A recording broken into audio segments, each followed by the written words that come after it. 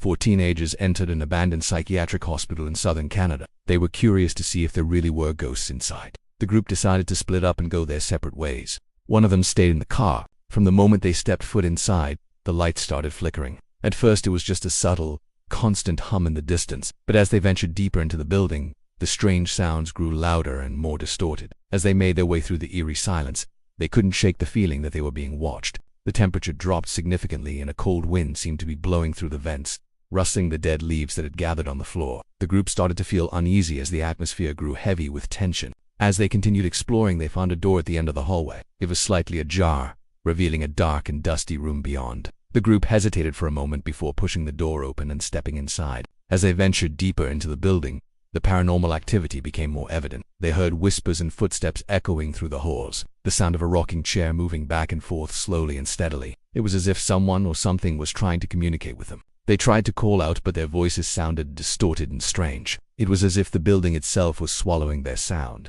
They continued to explore, hoping to find an exit, but the more they explored, the more disoriented they became. They found themselves in a large, empty room with a single window. The glass was shattered, letting in shards of light, and dust motes danced in the air. The only way out was through another door, which led them back into a dark and narrow hallway. The group started to panic as they realized they couldn't escape.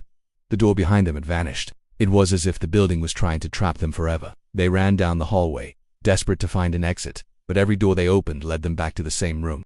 They were trapped in an endless loop, unable to escape the clutches of the abandoned hospital. The once curious group was now terrified and desperate for a way out. The hospital seemed to be taunting them, keeping them trapped within its 4 walls. As the night wore on, the paranormal activity intensified. The whispers grew louder, the footsteps more heavy. It was as if the spirits of the hospital were reveling in their fear. The group huddled together, trying to find comfort in each other's presence, but the darkness around them was suffocating. The air grew thick and heavy, making it hard to breathe. Then, just as suddenly as it began, the paranormal activity stopped. The silence was deafening, broken only by their own ragged breaths. The group looked at each other, their faces pale and drawn. They had survived the night, but at what cost?